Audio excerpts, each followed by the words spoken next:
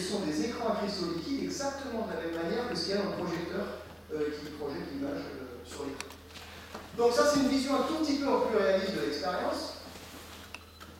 Voici les deux lentilles que l'on utilise pour piéger, fabriquer la pince optique, c'est-à-dire ce piège extrêmement focalisé dans lequel on vient mettre un atome. La deuxième lentille, elle sert à rien, elle sert juste à recollimater la lumière pour indiquer que ça partit. L'ensemble est placé sous vide. Pourquoi est-ce qu'on place sous vide? Parce que s'il est dans l'air, il y a le risque qu'un atome de l'air vienne taper sur la molécule, enfin sur l'atome que vous venez de piéger, et donc vous perdez l'atome. Donc on travaille sous un vide très bon, c'est-à-dire qu'on a essentiellement enlevé tout l'air à l'intérieur de la chambre. Le laser de piège, il arrive par le haut et il vient taper sur l'équivalent du voilage, le truc qu'on appelle le modulateur de phase, donc qui est quelque chose qui vient modifier localement les propriétés du faisceau laser, de telle sorte qu'au foyer de la lentille, vous obteniez exactement la configuration de petits points que vous voulez. Et dans chacun des petits points, qui constituent donc un piège, vous allez positionner un et un seul atome. Voilà le genre d'image qu'on observe, justement en récupérant la lumière de fluorescence émise par les atomes piégés sur la caméra, la même que celle dont je vous ai parlé tout à l'heure. Ici, vous avez un ensemble d'à peu près une centaine d'atomes. Donc ce sont des atomes uniques, chacun dans une base, qui envoient leur lumière de fluorescence et que vous pouvez arranger dans les géométries que vous voulez. Vous pouvez faire des espèces d'anneaux, comme ça, avec un atome au centre, ou bien faire des matrices un peu hexagonales, pareil que ce que vous trouvez dans les rues des abeilles, par exemple. Voilà. Bien, donc voilà, on a réussi à piéger les atomes. Allez voir, voici un petit film qui vous montre par exemple ce qui se passe quand vous faites tourner la caméra en fonction du temps. Voici les atomes qui rentrent et qui sortent dans une petite matrice de 3 par 3. Vous voyez, ça rentre et ça sort un peu de manière aléatoire. Et donc pour avoir les photos que je vous ai montrées tout à l'heure, il y a un moment, il faut qu'on arrête, on décide que tous les pièges sont remplis, et à ce moment-là, vous savez, les photos que je vous ai montrées. Alors, à quoi ça ressemble en pratique, cette affaire, au laboratoire? Ça ressemble à quelque chose qui donne beaucoup de travail, il y a pas mal de gens et qui coûte cher. C'est-à-dire, pour arriver à faire les images que je vous ai montrées, à piéger un atome, il faut au grand 2 ans de travail, des personnes qui sont en thèse, 3 personnes, et puis 300 000 euros. 300 000 euros si vous êtes en campagne, vous avez une belle maison, en banlieue parisienne c'est un peu moins le cas, et à Paris vous avez 20 mètres carrés, mais voilà, c'est à peu près l'ordre de grandeur de ce qu'il faut dépenser pour pouvoir construire une expérience qui permet de piéger un et un seul. Donc, l'expérience, enfin, le cœur de l'expérience utilise des lentilles qui vont focaliser la lumière sur une taille très petite, typiquement 1 micromètre. Alors, tout ça, on ne peut le faire que parce qu'il y a eu des développements technologiques spectaculaires sur les 20 dernières années, des lentilles qu'on appelle asphériques, qui sont des lentilles qui ont d'excellentes propriétés, qui sont utilisées dans tous les lecteurs de CD ou de DVD. Donc, il y a 20 ans, ça n'existait pas, avec les qualités dont on a besoin. Depuis une dizaine d'années, maintenant, ces lentilles, vous pouvez les acheter, elles ne coûtent même pas très cher, entre guillemets, à l'échelle de 300 000 euros, ça coûte une centaine d'euros. Et elles ont un diamètre à peu près 1 cm, donc c'est des objets complètement macroscopiques, la même chose que, en gros, ce que vous pourriez utiliser dans les télé. Et c'est ça qui va servir à aller focaliser la lumière sur un spot de 1 micron, et vous voyez ce truc allumer les atomes. Le reste, c'est toute la quincaillerie qu'il faut mettre autour, alors il y en a beaucoup. Bon, en gros, l'image ici, c'est que vous avez à gauche essentiellement une boîte de conserve trouée. Vous avez mis à l'intérieur le rubidium, vous chauffez, donc il y a une vapeur de rubidium qui sort, qui se propage de la droite vers la gauche. Vous avez en face un faisceau laser qui vient ralentir le jet atomique jusqu'à quelques centimètres par seconde. Au milieu du carré, il y a l'enceinte à vide à l'intérieur duquel vous allez produire le piège de nuages d'atomes froids, donc les 6 faisceaux laser qui vont ralentir les atomes. Et si on zoome encore à l'intérieur, ben vous avez cette espèce de truc bizarre, il y a un mélange de fils de cuivre, il y a des lentilles qui sont au milieu, et puis voilà, et c'est au centre de ce truc-là que vous allez réussir à piéger un atome. Et grâce à ça, ça vous montre les images que je vous ai montrées tout à l'heure. Bien, alors ensuite, on va commencer à jouer un peu avec ces atomes, et en particulier, on va essayer de mesurer leur interaction.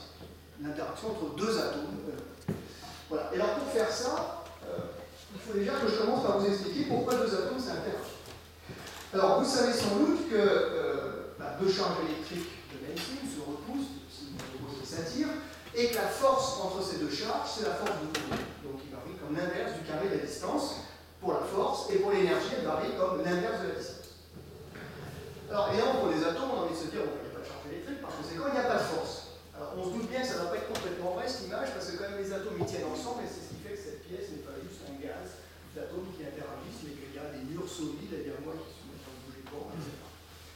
Donc c'est qu'il y a quelque chose quand même d'un peu subtil derrière ça, et effectivement, il y a le fait qu'un atome, c'est pas un point matériel de charge nulle, mais qu'en fait, c'est un noyau, et des électrons qui tournent autour, et qui ne sont pas exactement confondus avec le noyau.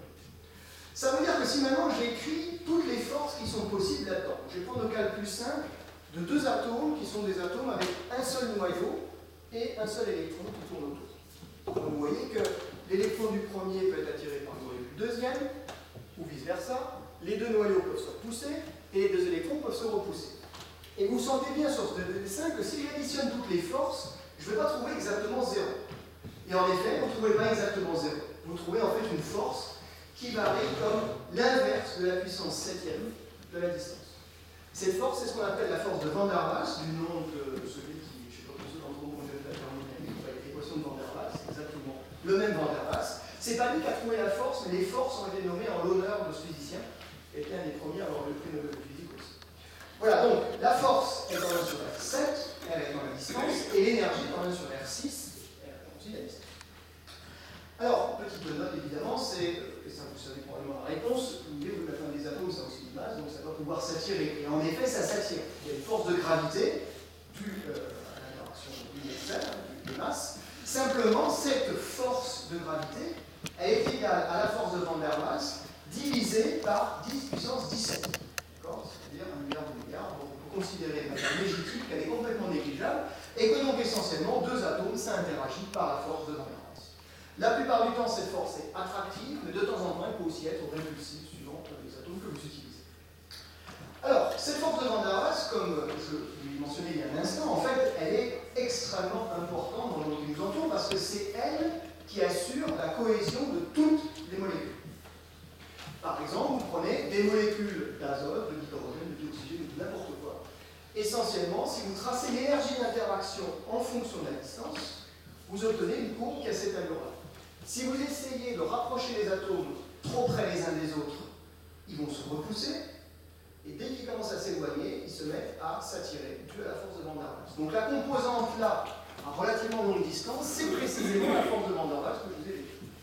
Et la taille de la molécule est fixée par l'espèce de compromis entre l'attraction et la répulsion.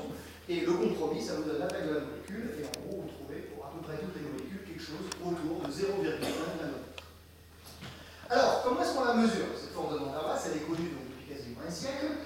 On sait la mesurer, sauf qu'on ne sait pas la mesurer avec juste deux atomes. On sait la mesurer, par exemple, en essayant de mesurer l'énergie qu'il faut pour dissocier une molécule. Alors ça, les chimistes savent très bien faire. Il suffit de faire brûler, par exemple, n'importe quoi, dans de l'oxygène. Et donc, l'énergie qu'il faut pour rompre les liaisons d'oxygène, ça va essentiellement vous donner la profondeur ici du puits, et par conséquent, c'est d'une manière plus ou moins indirecte, directement la force de Van der Waals. Donc, sur des corps macroscopiques, à notre échelle, vous prenez 1 litre d'oxygène et vous faites brûler, par exemple, vous êtes capable d'extraire l'énergie qu'il faut pour dissocier l'oxygène, et par conséquent, ça vous renseigne sur le potentiel moléculaire entre les constituants du gaz. Un autre exemple qui est assez rigolo, c'est l'exemple que vous connaissez aussi sans doute, des petits lézards là, qui sont capables de marcher au plafond. En fait, donc les geckos, donc là, sur la photo qui est ici, le plafond, il pointe vers vous.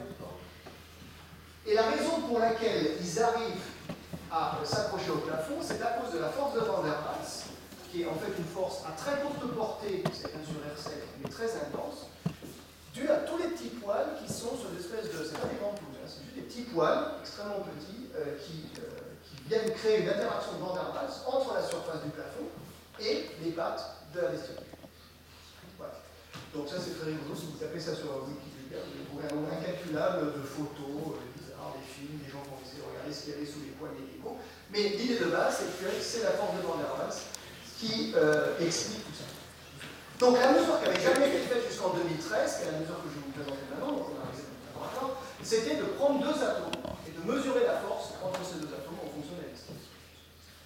Alors, le seul problème, c'est que, bien entendu, cette force, même si elle est importante pour la structure de la matière, quand les atomes sont séparés de quelques micromètres, qui est ce que je vous ai montré. Je vous ai montré des petites matrices là, avec plusieurs atomes. Et la distance entre ces atomes, c'est typiquement une dizaine de micromètres. Donc c'est une distance qui, à l'échelle atomique, est beaucoup plus grande que la taille des molécules dont je vous ai parlé avant. La taille des molécules, c'était 0,1 nanomètre. C'est le rayon d'action, en gros, de la force de Van der Waals. Donc si moi je prends des atomes à quelques micromètres, c'est mort. Je ne vais jamais réussir à mesurer quoi que ce soit. Donc là, il y a une astuce qu'on a utilisée. Et l'astuce, ça consiste à augmenter énormément la distance entre le noyau et le dernier électron. Alors comment est-ce qu'on fait ça? Vous vous souvenez que le nuage électronique a en gros une taille de 0,1 nanomètre, ça correspond à la taille de l'atome dans son état fondamental. Et ce que je vais faire, c'est qu'avec un laser, je vais aller envoyer un des électrons sur une trajectoire extrêmement grande, une trajectoire qui fait une fraction de micromètre. Et de cette manière-là, si vous revenez à la petite image là, des forces de Van der Waals que je vous ai expliquées, toutes les forces vont se compenser encore moins bien. Et par conséquent, ça va augmenter la force de l'interaction. Donc en augmentant la distance entre le noyau et l'électron, les forces se compensent de moins en moins bien, donc la force devient de plus en plus grande. Dans un sens, vous retrouvez un peu une sorte de force de Coulomb. Bien. Alors, le truc qui est tout à fait extraordinaire, c'est que quand on fait ça, effectivement, on trouve que l'interaction de Van der Waals, dont l'énergie varie comme 1 sur la distance puissance 6, varie comme un nombre que je vous expliquerai à l'instant, qui est le nombre quantique ici, n, qui caractérise l'état d'énergie de l'atome. Donc pour l'atome de rubidium, l'état fondamental c'est n égale 5. Avec les lasers, je vais les retirer sur n égale 50. La loi de variation est l'une des lois les plus violentes que je connaisse en physique, à part l'exponentielle, c'est n puissance 11. Ça veut dire que si vous changez le nombre quantique ici juste d'un facteur 2, vous allez modifier l'amplitude de la force d'un facteur 2 puissance 11. Et en particulier, si vous allez de l'état fondamental n égale 5 vers un état typique qu'on atteint de l'ordre de 50, vous voyez que vous avez amplifié la force par 100 milliards. Donc une force qui est extraordinairement faible quand les atomes sont à quelques microns. Si vous allez envoyer un électron très loin, elle devient très grande, pas très grande, on n'exagère non plus, elle devient suffisamment grande pour être mesurée, et c'est ça qu'on fait. Alors, maintenant j'en viens encore à une des bizarreries de la physique quantique, là, que je vais vous expliquer, et dont j'ai besoin pour pouvoir vous expliquer la façon dont on a mesuré cette force entre deux atomes. Alors, ce truc bizarre que je vais vous expliquer, ça s'appelle les oscillations de Rabi. Donc ça a été inventé, en tout cas introduit, dans les années 30, par un monsieur qui s'appelle Isidore Rabi, qui a aussi eu le Nobel de physique, et qui consiste à la chose suivante. Je vais reprendre mon modèle d'atome comme étant deux niveaux, un niveau bas et un niveau haut. Je vais ignorer tous les autres, pour ce qui nous intéresse, sachant que le laser est allé sélectionner la bonne transition. Donc ça veut dire que le niveau bas, c'est par exemple l'électron qui est très proche du noyau, alors que le niveau haut, c'est l'électron qui est très éloigné du noyau. Ce que je vous ai expliqué tout à l'heure, c'est la fluorescence. On envoie le laser, ce laser est résonnant avec la transition, il excite l'atome et réémet un photon dans une direction aléatoire. Mais il y a une autre chose qui est possible, c'est que l'atome absorbe un photon, pas dans son état excité, et l'atome rend le photon au laser. D'accord? Ça s'appelle un processus d'émission stimulée. Alors, ce qui se passe, c'est que ce processus d'émission stimulée, il est complètement dominant devant le processus d'émission spontanée, c'est-à-dire la fluorescence, dès lors que le laser est très intense. Donc si vous envoyez sur l'atome un laser très intense, il va absorber un photon et il ne va même pas avoir le temps de le diffuser, il va tout de suite redescendre dans l'état du bas.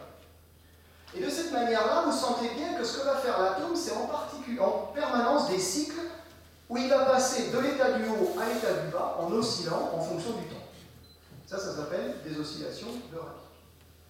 Alors, ces oscillations de Rabi, elles sont particulièrement intéressantes parce que si vous démarrez avec l'atome dans l'état fondamental et que vous attendez un certain temps et que vous arrêtez, et bien vous allez préparer avec 100% de probabilité l'atome dans l'état excité.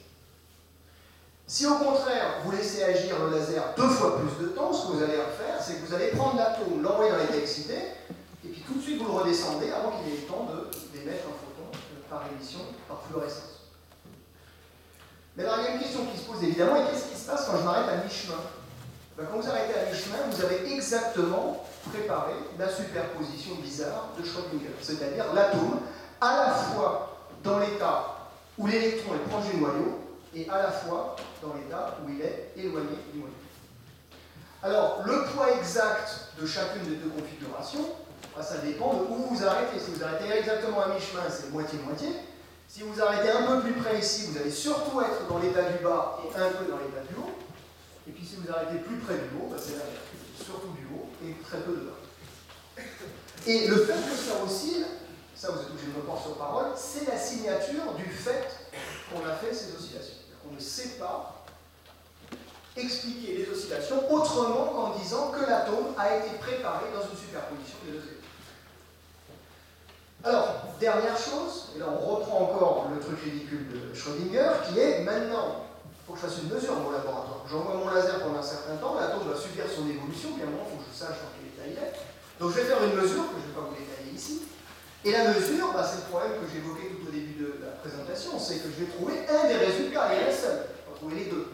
Je vais trouver que soit il est dans l'état du bas, soit il est dans l'état du haut. Donc en fait, ça ne me renseigne absolument pas sur l'état que j'ai produit avant. Donc comment est-ce que je fais pour connaître l'état que j'ai produit avant? Il faut que je répète un très grand nombre de fois la mesure. Donc, ça veut dire que je vais prendre un atome, et plusieurs centaines de fois, je vais le préparer dans son état du bas, l'exciter, et mesurer après un certain temps l'état dans lequel je le trouve. Donc si je fais la mesure une fois, je vais trouver par exemple qu'il est dans l'état du bas, puis je recommence, je le trouve dans l'état du haut, puis à nouveau dans l'état du haut, puis à nouveau dans l'état du bas. À chaque fois, la durée du laser est exactement la même, la durée d'excitation. Mais c'est pareil que l'expérience de tout à l'heure, j'avais le photon qui pouvait être transmis ou réfléchi par la lame. Si je mets le détecteur, je ne sais pas ce que j'obtiens. Un coup, ça clique en haut, un coup, ça clique en bas. Là, c'est pareil. Donc si je veux pouvoir savoir si l'atome il est à moitié en haut et à moitié en bas, il faut que je reconstruise une probabilité d'avoir en haut et en bas. Donc pour ça, il faut que je répète un très grand nombre de fois la mesure sur un seul atome. Voilà. Donc ça, c'est toute la bizarrerie de la physique quantique, il faut s'y faire. Je n'avais pas fait ça avant d'entrer au CNRS. Mesure, c'est des très grands nombres d'atomes. Donc là, vous ne posez pas la question, la moyenne, elle est faite pour vous. Parce qu'il y a juste beaucoup d'atomes que vous regardez. Quand on a commencé au laboratoire à réfléchir à qu'est-ce qui se passe si j'en ai qu'un, là, vous êtes obligé pour reprendre ça dans la figure, de vraiment réfléchir à ce que ça veut dire. Donc c'est bizarre, moi je ne comprends toujours pas, mais j'ai fini par m'y habituer, à 10 ans à faire ça. Voilà. Et j'espère quand même que j'aurai, en 30 ans, un peu plus, à la retraite, un peu plus compris ça. Bien, maintenant voilà à quoi ça ressemble au labo. Donc on prend un atome, on prend le laser, ce laser il vient sélectionner une transition d'un état fondamental vers un de ses états excités, celui autour de n égale 50, où l'électron va être situé à des distances très grandes du noyau, et puis on obtient des oscillations. Donc ça, c'est des vraies oscillations expérimentales faites avec un et un seul atome. Chacun des points d'oscillation doit être moyenné 100 fois, donc pour avoir toute la courbe, il faut diminuer. Bon, ça prend un peu de temps. Voilà, alors, cette oscillation, elle dure à peu près une fraction de microseconde. Donc c'est-à-dire que vous démarrez ici avec l'atome en bas, vous l'avez mis en haut, puis ici vous l'avez redescendu en bas. Et encore une fois, si vous arrêtez à mi-chemin, vous l'avez préparé dans une superposition à moitié en haut et à moitié en bas. Bien. Je vais refaire exactement la même manip, et simplement maintenant j'aurai deux atomes. Premièrement, je prends mes deux atomes et je les mets à une distance relativement grande des atomes. Les deux atomes sont relativement séparés, de façon à ce qu'ils n'interagissent pas. Dans ces cas-là, j'envoie mon laser sur les deux atomes et je me demande quelle est la probabilité de trouver les deux atomes excités en même temps. Je fais des oscillations de Bragg, les mêmes que celles que je vous ai montrées, mais simplement il y a deux atomes. Ben, vous voyez que le truc oscille. Alors c'est des vraies manips, hein, c'est pour ça que le machin oscille pas entre 0 et 1. Il y a toujours des barres d'erreur, il y a des sources d'incertitude qui font que vous ne pouvez pas faire ça de manière parfaite. Mais enfin, en gros, ça oscille et tout se passe comme vous attendez. Maintenant, je vais rapprocher les deux atomes. Donc en fait, je modifie mon petit voilage, là, c'est-à-dire qu'avec un programme informatique, je vais modifier le truc qui s'appelle le modulateur de phase, qui va me rapprocher les deux atomes, et je recommence l'expérience. Et voilà maintenant le genre d'oscillation que j'obtiens. Donc ces oscillations, elles sont bizarres. On voit bien qu'elles gardent une trace de ce qu'on avait dans le cas où les deux atomes n'interagissaient pas, mais quand même, elles sont un peu chahutées. Et là, vous êtes obligé de me croire, si j'applique la théorie quantique et que je fais le calcul de ce que je pense comprendre de mon système, voilà la courbe théorique à laquelle je m'attends quand j'ai inclus l'énergie d'interaction entre les deux atomes. Donc vous voyez bien que de la comparaison de la théorie et de l'expérience, je vais pouvoir extraire la valeur de l'énergie d'interaction entre les deux atomes. Et ça pour une distance donnée. Donc il suffit maintenant que je répète l'expérience sur un très grand nombre de distances, et voilà le genre de courbe qu'on a. Alors qu'est-ce que c'est que ça? Ça, c'est la force de l'interaction, donc dans une unité un peu bizarre, mais ne vous préoccupez pas, c'est la valeur de l'énergie d'interaction entre les deux atomes en fonction de la distance. Je vous rappelle que la distance, enfin que cette force, elle est censée varier comme 1 sur R6. Donc pour ça, je suis obligé de faire un choix d'unité un peu bizarre, parce que sinon la courbe est complètement écrasée. Donc on utilise encore une fois des unités logarithmiques, ce qui veut juste dire que si effectivement c'est 1 sur R6, vous devez trouver en gros une ligne droite.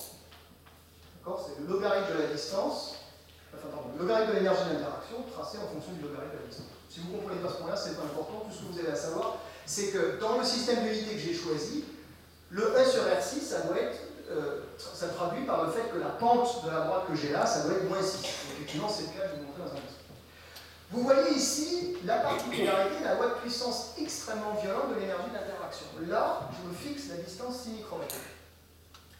À 6 micromètres, je change un tout petit peu la distance à laquelle l'électron se trouve du noyau. Soit je prends un état qui correspond à n égale 58, soit n égale 62. C'est quasiment rien la différence entre 58 et 62. Et pourtant, j'augmente l'énergie d'un facteur 50. Et ça, c'est encore à cause du n puissance 11. Voilà. Vous voyez qu'on a un contrôle très fin sur l'amplitude de l'interaction entre ces deux atomes par le choix exact du niveau sur lequel on va taper avec le levier. Alors, je voudrais vous faire remarquer quand même les échelles de distance qu'on est en train de regarder. Ça, c'est la coupe d'un cheveu. Un cheveu, ça a en gros une taille d'à peu près une seconde, un diamètre d'à peu près 50 micromètres. Donc, je ne sais pas si vous avez fait attention aux unités ici, ça c'est 20 micromètres. On a fait des expériences avec des atomes situés jusqu'à 100 micromètres. Autrement dit, c'est vraiment deux atomes qui seraient situés des deux côtés du cheveu et qui se parlent, qui interagissent entre eux. Donc c'est des distances énormes. Alors évidemment, il n'y a pas de cheveu au milieu. Je vous raconte pas. Bien. Voilà, alors la théorie dit quoi? Parce que ça, par contre, la théorie, on la connaît depuis, en gros, dans la base, pas tout à fait, on la connaît depuis London, dans le milieu des années 30, 1930. Ça, c'est le calcul qu'on a fait. Il n'y a aucun paramètre ajustable, c'est directement le résultat du calcul quantique, et vous voyez qu'il y a un excellent accord avec la manip. Donc, cette manip-là, ce n'est pas une découverte d'une nouvelle force, c'est juste la démonstration au laboratoire. On a atteint maintenant un niveau de contrôle des systèmes quantiques individuels, en l'occurrence ici un atome, suffisamment bon pour être capable de mesurer une force qui n'avait jamais été mesurée à son niveau le plus élémentaire, qui est juste de prendre deux atomes. Voilà. Alors, pour terminer là-dessus, la conclusion de cette affaire-là, c'est que vraiment, on a le contrôle sur l'interaction entre deux atomes. Si les deux atomes sont dans l'état fondamental, tous les deux, et qu'ils sont séparés de quelques micromètres, ils n'interagissent pas, ils sont trop loin. Si maintenant je les place dans mes deux états excités, enfin chacun dans un état excité, à ce moment-là, ils se mettent à interagir. Donc vous avez vraiment un bouton qui permet d'allumer ou d'éteindre l'énergie d'interaction entre les deux atomes. Mais ce n'est pas juste un bouton on-off, vous avez plus que ça, c'est que vous pouvez choisir l'état quantique de l'atome, c'est-à-dire l'état à la transition où vous allez l'exciter, c'est-à-dire la distance à laquelle l'électron va se trouver du noyau, ou bien la distance entre les deux atomes, et de cette manière-là, vous contrôlez aussi l'amplitude de l'interaction. Donc de cette manière-là, on peut dire qu'on a le contrôle complet sur l'interaction entre deux atomes, et depuis, on a fait des expériences où on fait interagir une trentaine ou une quarantaine d'atomes, depuis cette expérience qu'on a fait donc il y a 2 ans. Bien. Alors donc, il me reste à peu près une petite dizaine de minutes, je pense. Je vais quand même vous montrer pourquoi est-ce qu'on fait tout ça. C'est pas juste des expériences pour illustrer les manips qu'on sait déjà, on connaît déjà le résultat. C'est parce qu'il y a quand même des enjeux derrière. Alors, depuis une petite, c'est même pas une vingtaine d'années, c'est plutôt une petite quinzaine d'années, tout ce domaine du contrôle des objets quantiques individuels, ça a pris un nom quasiment, c'est le nom qu'on appelle l'ingénierie quantique. Car en fait, vous essayez de manipuler avec la plus grande précision possible des objets quantiques. De la même manière que l'ingénieur va essayer d'obtenir le meilleur acier possible, le plus résistant, ou le meilleur alliage pour aller construire un avion qui va pouvoir voler au-dessus de la stratosphère, je ne sais pas quoi. Nous, c'est la même chose qu'on fait, mais simplement avec des objets quantiques individuels. Alors, il y a essentiellement 3 applications. Il n'y en a aucune qui sont des applications que je peux vous dire aujourd'hui. Il y a des boîtes qui sont basées là-dessus et qui gagnent beaucoup d'argent. Ça en est encore au stade de la recherche assez prospective, mais quand même, à part la toute dernière, c'est quand même encore relativement futuriste. Alors, je vais commencer par la première qui s'appelle la simulation quantique. Alors, qu'est-ce que ça veut dire? Ça, c'est à la fois une interrogation pratique et une interrogation fondamentale. Si vous prenez les lois de la physique microscopiques. C'est la physique quantique essentiellement. Elles sont extraordinairement bien connues. On sait les écrire, elles ont été testées à des niveaux de précision hallucinants, la mesure de Démel que je vous ai montré tout à l'heure et des signatures. Je pense que Cédric pourrait vous parler même des échelles encore plus petites, au monde nucléaire, subnucléaire, des physiques élémentaires et de particules élémentaires et encore plus petites. On comprend finalement ça très bien, on sait écrire les équations, elles ont toujours été vérifiées jusqu'à présent. Alors, sauf que ça, c'est donc dans le monde des petites particules élémentaires. Maintenant, il y a le monde macroscopique, notre monde, celui dans lequel on vit tous les jours, qui contient des dizaines, voire des centaines de moles, c'est-à-dire de 10 puissance 23 particules, 6, 10 puissance 23, donc plutôt 10 puissance 24, et pour lequel il y a aussi des lois, qu'on connaît aussi bien. On est aussi capable d'expliquer la structure compliquée macroscopique des cristaux. On est capable d'observer et de prévoir ce qui va se passer au-dessus d'un élément supraconducteur. On a une théorie hallucinante qui est la thermodynamique, qui est une théorie qu'en général vous détestez quand vous la prenez en prépa, et qui est en fait le paradigme de la théorie géniale. C'est celle qui ne sera jamais fausse, parce qu'elle est complètement indépendante du détail microscopique de ce que vous regardez. La physique quantique pourrait être complètement fausse, c'est-à-dire la structure élémentaire de la matière telle qu'on la comprend pourrait être complètement différente. Ça n'a aucune importance, la thermodynamique resterait vraie. De la même manière que la mécanique classique reste vraie, sauf si vous avez des lumière. En fait, ces lois macroscopiques de la physique, elles sont tellement bien connues et tellement précisément testées que c'est celles qui permettent aux ingénieurs de construire des avions, des trains, des ordinateurs qui fonctionnent quand même plutôt pas mal. Donc, c'est-à-dire qu'on comprend bien ces lois. Le grand problème, c'est qu'on ne sait pas passer du monde microscopique au monde macroscopique. Quand je dis qu'on ne sait pas passer, c'est qu'on sait écrire des équations, mais on est incapable de les résoudre dès lors qu'on s'intéresse à plus qu'à peu près une